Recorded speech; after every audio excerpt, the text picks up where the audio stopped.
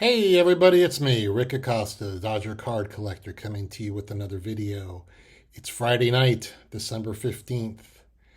I thought I would make a video since I didn't want to watch any more NBA basketball as the Lakers just lost to the San Antonio Spurs of all teams. I'll never figure out this team. They win the inaugural NBA Cup, whatever that means, and then they go lose a week later to San Antonio. That's just the way they are. Uh, Hockey, I haven't had good luck. The Kings kind of hit their first bump in the road. They lost to Winnipeg last night. Do have something to look forward to on Sunday. I'm going to the Los Angeles Rams versus the Washington Commanders game over at SoFi, and Rams are still in the playoff hunt. Hopefully, they get a win here and get back in this playoff hunt. They are in the hunt. I want to see them end up with a spot though. Baseball. What's going on in baseball? Oh yeah. That's right. Dodgers traded for Tyler Glasnow over the weekend. In the last couple of days, which is great. Obviously, they signed Shohei Ohtani, which is fantastic for business. I'm not mixed. I'm excited. I'm happy, but anyone who's walking around thinking the Dodgers are going to win the World Series needs to realize the Dodgers still need at least, besides Glasnow, they need at least one more frontline pitcher. And yeah, maybe they'll get Yamamoto, or maybe they'll trade for one of the Milwaukee guys or one of the White Sox guys. But they need to get a couple of more pitchers in there if they're going to win this thing. But that top of the lineup's going to be amazing with Mookie, Freddie, and Shohei Ohtani. That's going to be pretty amazing. So looking forward to opening day. I don't think I'll be at opening day, but um, it's going to be good. It's going to be good. I'm trying to finalize in the next couple of weeks. Uh, I think I'm going to go see the Dodgers play in Toronto this spring, and so that's going to be really fun. So looking forward to that. Hobby wise, it's been pretty quiet. I took the day off today just because I could. We're luckily we're winding. I never want to say winding down. It's slowing down at the office, I think, because of the holidays. So I took the day off, decided to wake up and go over to Burbank just to check out some cards. I'm not really looking for anything, or I'm always looking for something, but I told myself we have to cut down on our buying, and I did a pretty good job at it. Uh, in December, I have bought one big card, which when I receive it, I'll show it to you guys. Um, but I went to the card store over there in Burbank, saw some nice cards, took saw a really nice 55 Bowman Willie Mays card. Saw the guy in front of me bought a 1954 Hank Aaron rookie and a PSA 3, and I saw that happen. And what else did I see there? I saw two Aarons there. There's a Burke Ross, Jackie Robinson card. Some good stuff happening there. So always fun to try to check out that store. I try to go once a month or once every like 6 to 8 weeks. I live about 40 miles from there, but traffic in LA just makes it extremely difficult to get over there.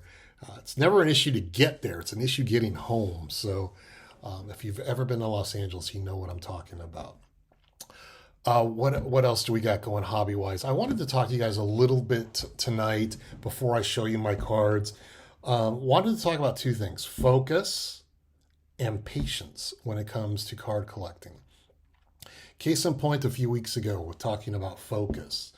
You guys know a few weeks ago I showed you I had bought a 1941 play ball Ted Williams. I bought that at the Pasadena Card Show.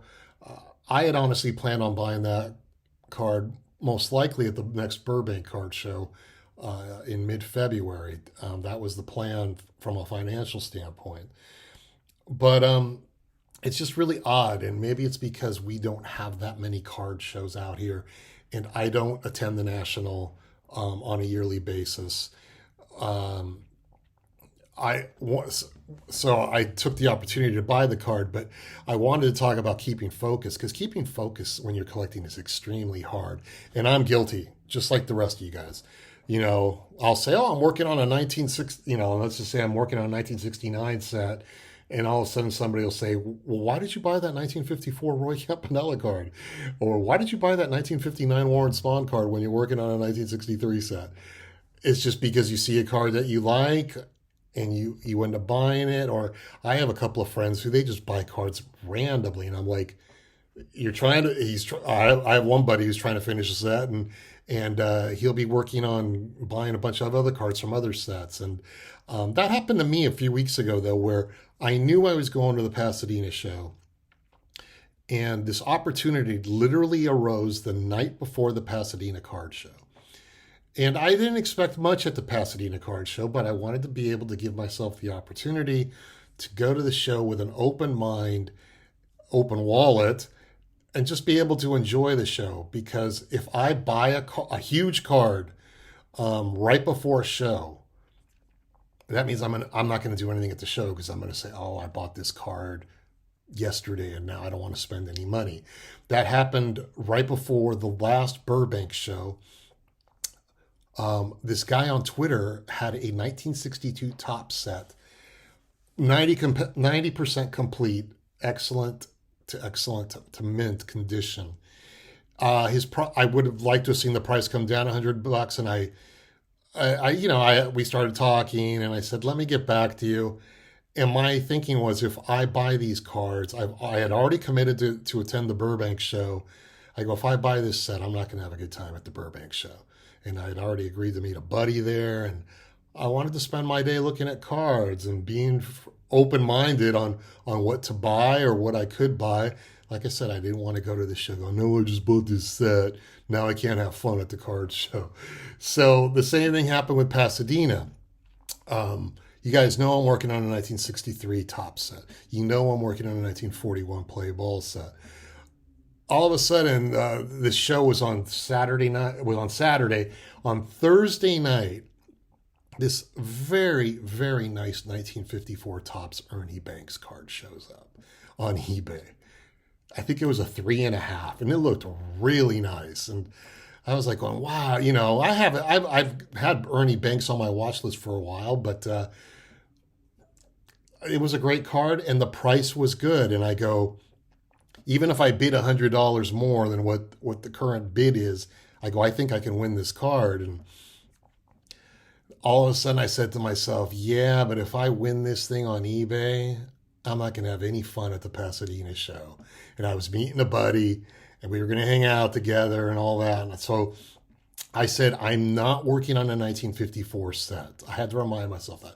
I am not working on a 1954 set. I'm not working on a 41 play ball set. I need to keep focused in case I find something. Sure enough, that Saturday, I go to Pasadena, not expecting anything to happen. And there were several dealers, but this one dealer had an amazing display of cards, and he had a 1941 play ball Ted Williams. He had it at a price that I had been looking for. It was under VCP. I didn't have to pay sales tax. I didn't have to pay shipping. And I go, I'm going to buy this card. So the moral of the story is, if I had bought the Ernie Banks card, I wouldn't have been able to have bought this Ted Williams card. Same thing back at the Burbank show. If I had bought that 1962 top set, the next day at the Burbank show, or a couple of days later at the Burbank show, I bought a 1941 Vince DiMaggio play ball and his brother Dominic DiMaggio with a bunch of other cards from 1961, 1963, and I had a really fun time at the show. If I buy that 62 set, near set, I'm not having the same amount of fun. So being focused is really important when you're collecting. Try to map the course out. If you're working on a set or two, try to keep focus and buy cards from those sets. If you start all of a sudden buying, if you tell me you're working on a 1957 set, and all of a sudden you're buying all these other cards from 1961 and 1952 and 1968, it's like, dude, you're never going to finish that 1957 set. But so anyway, that's just my little diatribe. Keep focused. Also, patience. I had a case of that in the last couple of weeks, and I have the set I'm going to show you tonight is the 1934 to 1936 batter up Dodger team set. It's only 10 cards. I have had one card on my watch list for over a year. Over a year. He was never popping up on eBay. I wasn't seeing it at any other auction house. And I just sat there and left it on my watch list. And there were some graded cards, but of that card, and I go, I'm not spending that type of money.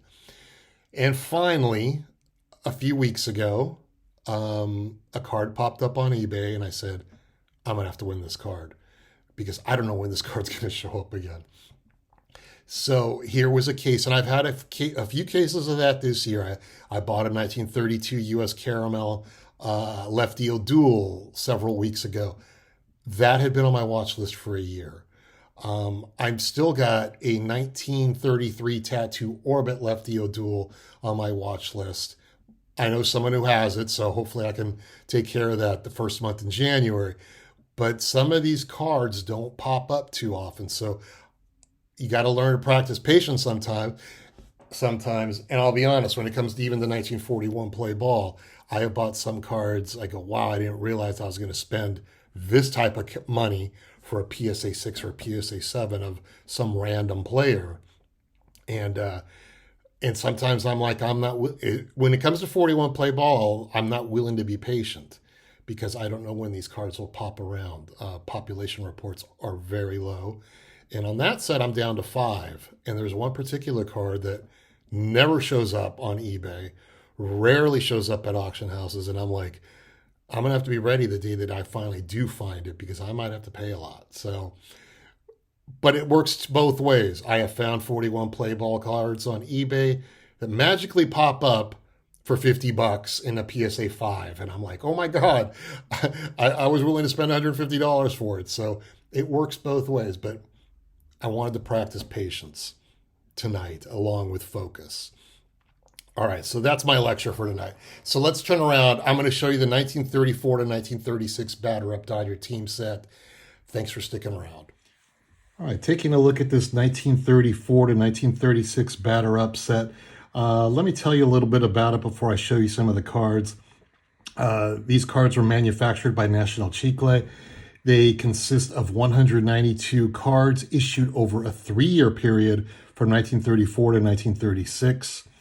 Cards 1 through 80, we're talking card sizes here. Cards 1 through 80 measured 2 3/8 by 3 1/4, while the remaining numbers 81 through 92, they measured 2 3/8 by 3 inches. I'll show you the difference when we start looking at cards.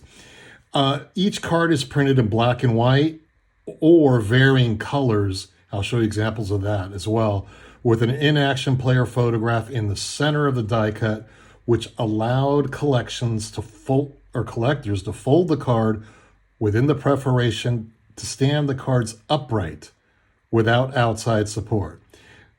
So let me bring out a card just to show you that. So you could, as we see this Al Lopez card.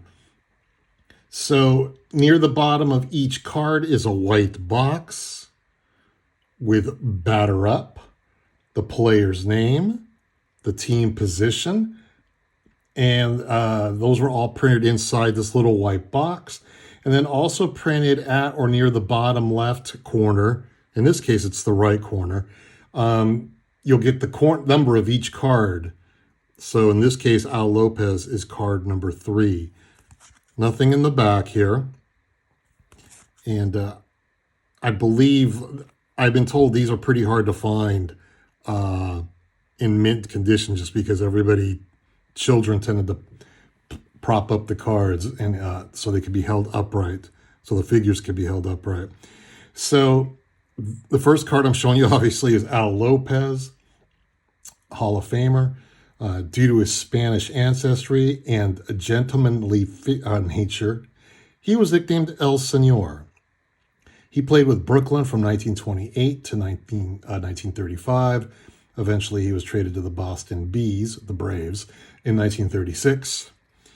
He became more famous after his playing career with Cleveland and Chicago. He won American League titles in 1954 and 1959, respectively.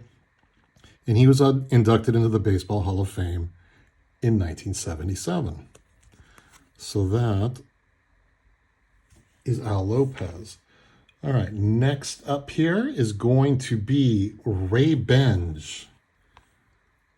He played with the Dodgers from 1933 to 1935. His best season being 1934. And he was also involved in the same trade with Al Lopez, getting traded to Boston in 1936. Get a good view of the uniforms here.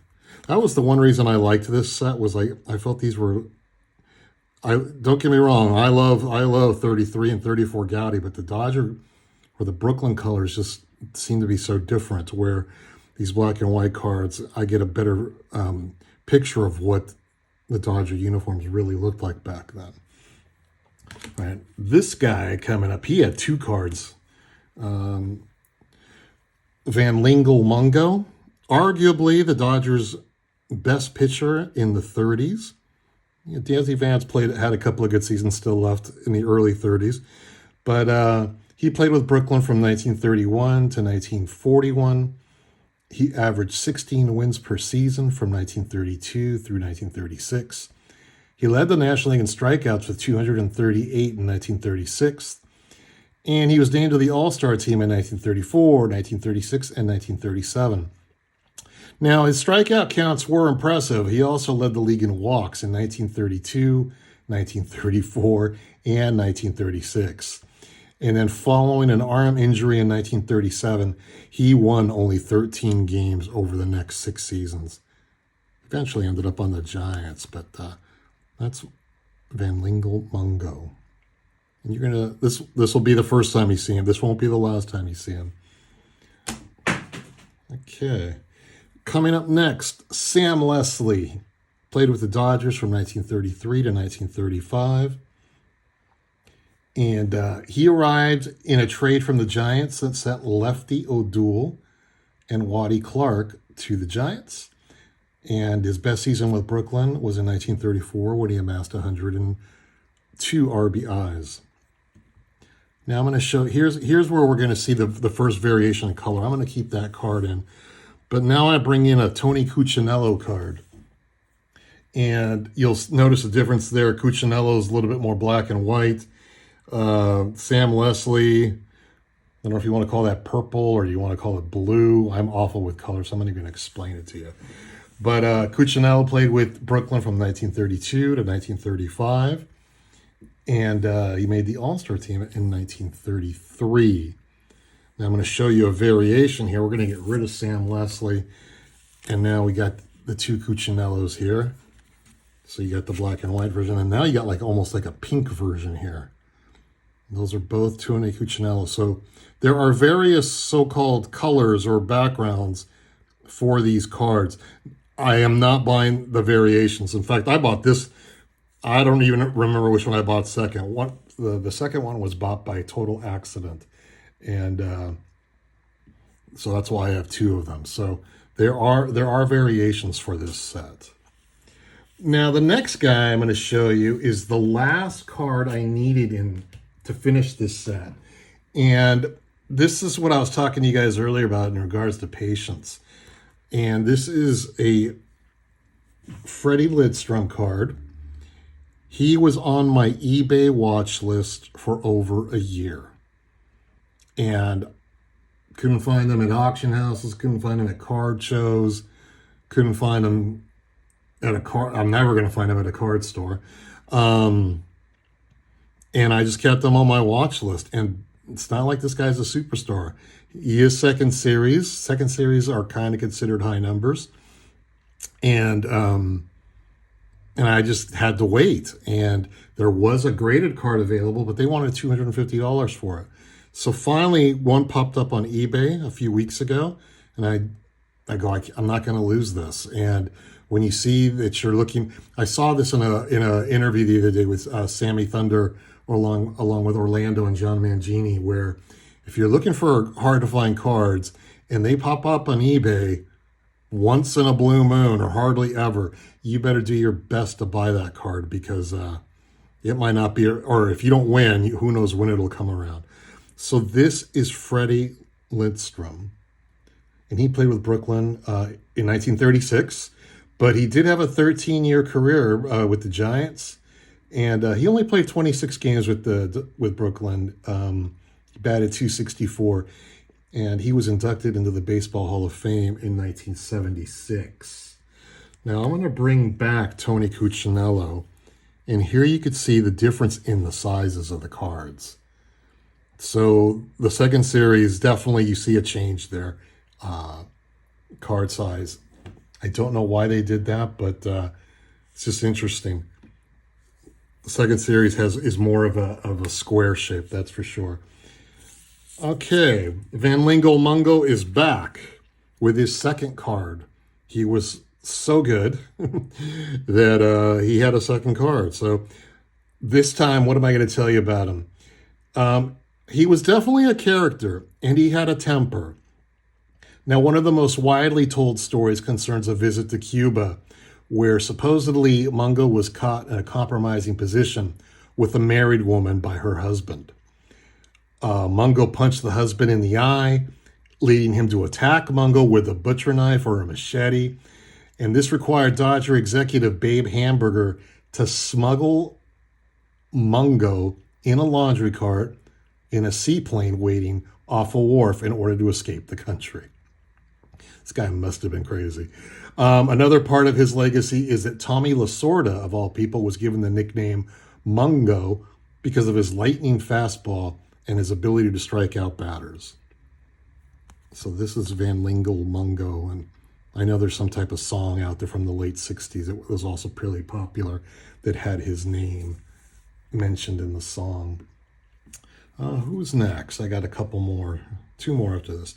John Babich played with Brooklyn from 1934 to 1935. And he won 7 games both seasons. Not much to say here on this guy. There is a K written on the back of my card. And again, it's just a case of you got to buy the card. You know, when you see the card, they rarely come around. You got to pick this up. This Dodger set only consists of 10 cards. It took me 2 years to work on it, close to 2 years, and it took me a year to find the last card. Next up, I've got some graded cards, and this one is Dan Taylor. And he played with Brooklyn from 1931 to 1936. That's a good photo of him. I don't know why I keep going to the back. It's not like there's stats back there. But that's Dan Taylor. And the last card of the 1934 to 1936 batter up is Hall of Famer Hack Wilson. Now, he's famous. He's way more famous for playing with the Cubs, but he did play with Brooklyn from 1932 to 1934. He was one of the most accomplished power hitters in the game during the late 20s and early 30s. His 1930 season with the Cubs is widely considered one of the most memorable individual single-hitting performances in baseball history. Highlights included 56 home runs, which was the National League record for 68 years, and 191 runs batted in. That's a mark yet to be surpassed. In 1932, with Brooklyn, Wilson hit 297 with 223 home runs and 123 RBIs. He began 1933 with a ninth-inning game-winning pitch hit inside the park grand slam home run at Ebbets Field. He was the first pitch hit grand slam in Dodger history and only the third inside the park pinch hit grand slam in MLB history. But by season's end, his offensive totals had dropped substantially. He was hitting .262 when the Dodgers finally released him mid-season of 1934. So those are my 1934 to 1936 batter up Dodger team set. It's a fun set to work on. I'm glad that it's out of the way, but it is a really nice set to look at. So if you stuck around this long, thanks so much for hanging out with me. We'll talk to you next time. It's a beautiful day.